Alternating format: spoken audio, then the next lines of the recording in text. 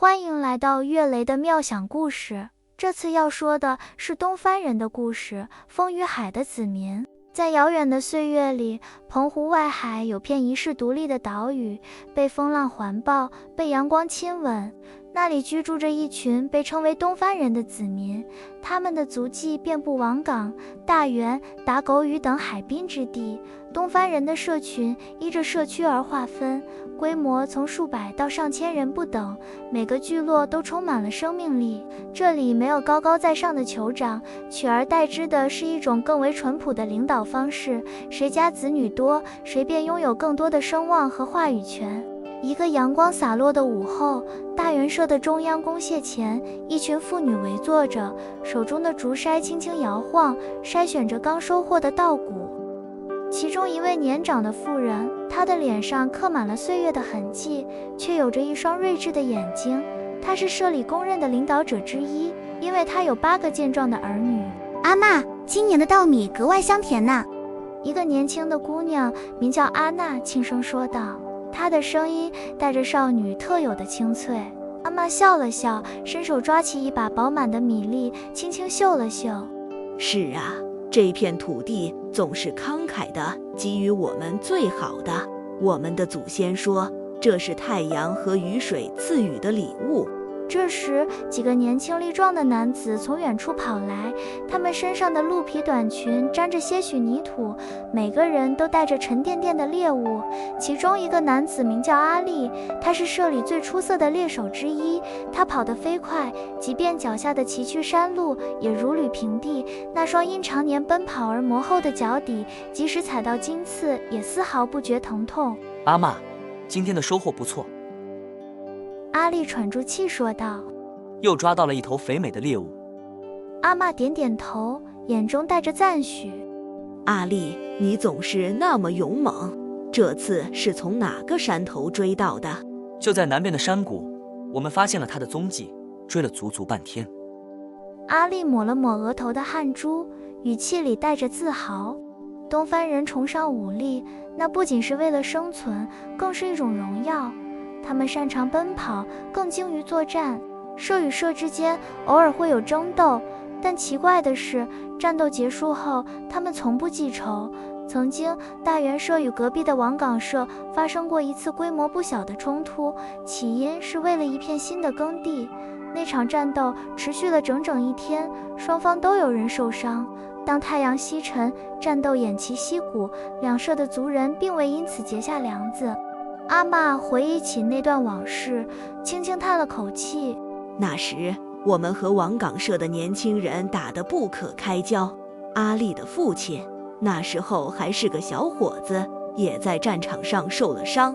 阿力听着，眼中闪过一丝记忆。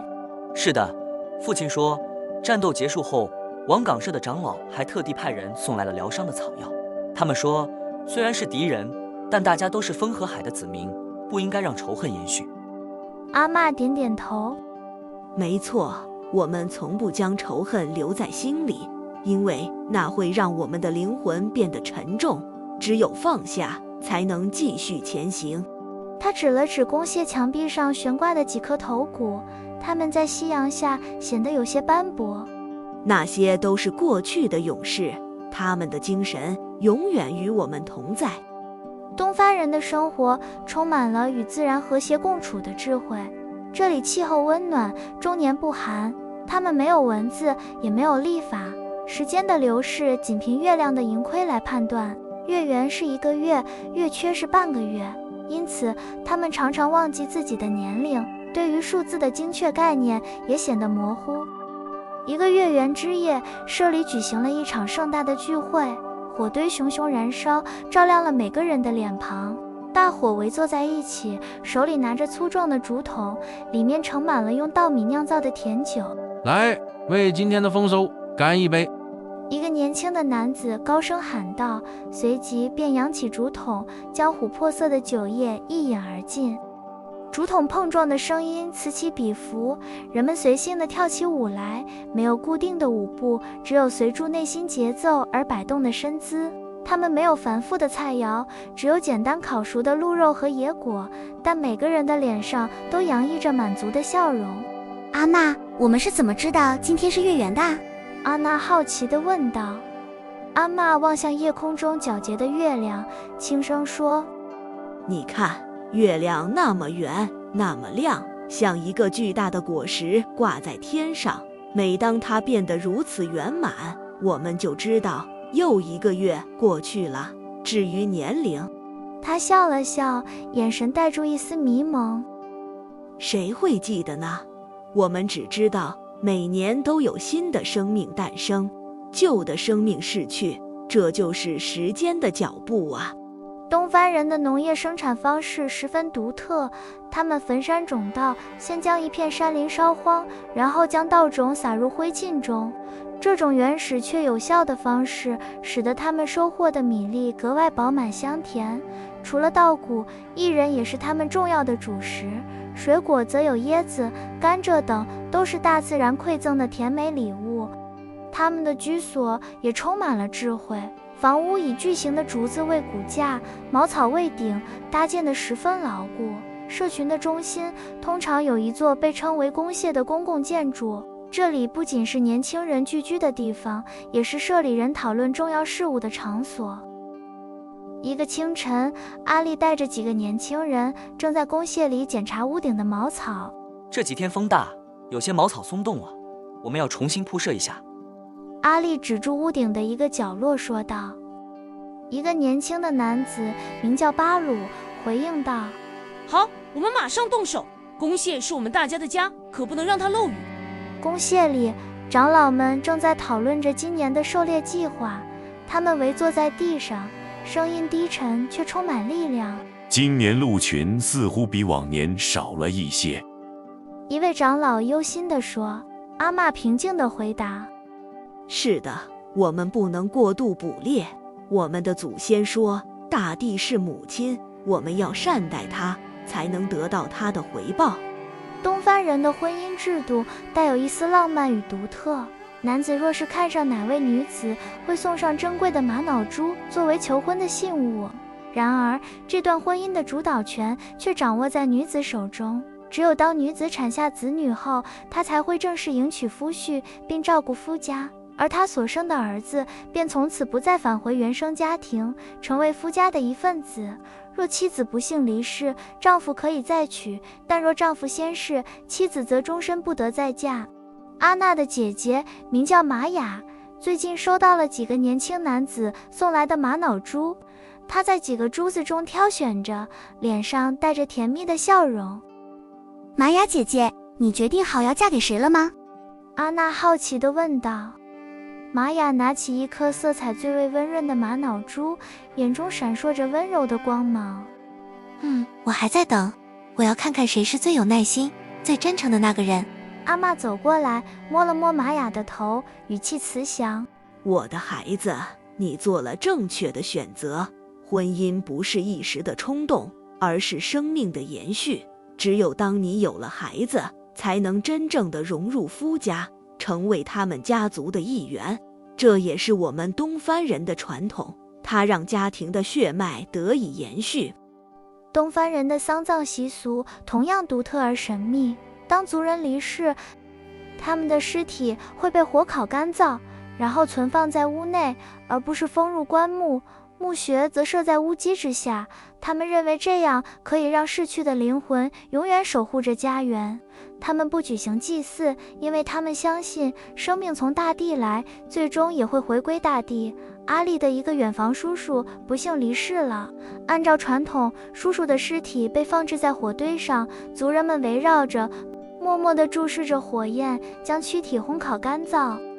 空气中弥漫着淡淡的烟雾和一种难以言喻的气味。随后，他们将干燥后的遗体轻轻放入屋基下的墓穴，没有眼泪，也没有哀嚎，只是静静地完成了这场生命的告别。在东番人的社会里，诚信是最高尚的品德，盗窃是绝对被禁止的行为。他们将收获的稻谷堆放在院子里，从不需要防盗，因为他们相信没有人会去偷窃属于他人的财物。一天，阿娜的母亲在院子里晒着刚收割的稻谷，金黄色的谷粒堆成了小山。阿娜好奇地问道：母亲，为什么我们从来不用担心稻谷被偷呢？母亲温柔地说，因为我们都是东番人啊，孩子，我们相信彼此，我们知道偷窃会让我们的灵魂蒙上污点，而且这片土地慷慨地给予我们食物，我们只要勤劳，就不会缺少什么。当他们在耕作或狩猎时，总是保持着沉默，即便在路上遇到熟人，也只是轻轻点头示意，不发一语。这种沉默是他们对大自然的敬畏，也是对专注劳动的尊重。在山林里，阿丽带着几个年轻人狩猎，他们屏气凝神，每一步都小心翼翼。突然，阿丽停下了脚步，她用手势示意身后的人停下，然后指了指前方的一丛灌木。灌木后，一头肥美的鹿正在低头吃草，没有人发出声音，所有人都保持着绝对的沉默，直到阿丽手中的弓箭发出咻的一声，精准地射中了猎物。当他们扛着鹿往回走时，遇到了另一个社群的猎手，双方只是点点头，眼中带着彼此的尊重，便擦肩而过。没有言语，却胜过千言万语。东番人的饮食主要依赖于稻谷、薏仁以及各种野果，家畜种类有限，他们不养牛羊，野生动物如鹿和虎则随处可见，其中对鹿的利用可谓淋漓尽致。他们擅长猎鹿，鹿肉是主要的蛋白质来源，鹿皮则用来制作衣物和各种工具，鹿角甚至可以做成装饰品。他们还有一种特殊的嗜好，食用鹿肠中尚未消化的草膏。他们对鹿肉的崇尚远超其他肉类，甚至连鸡肉都不屑一顾。阿丽带着猎获的鹿回到舍里，她的母亲已经准备好了火堆。阿丽，今天的鹿肉一定很美味。巴鲁兴奋地说。阿丽笑了笑，从鹿肠中取出一些草膏。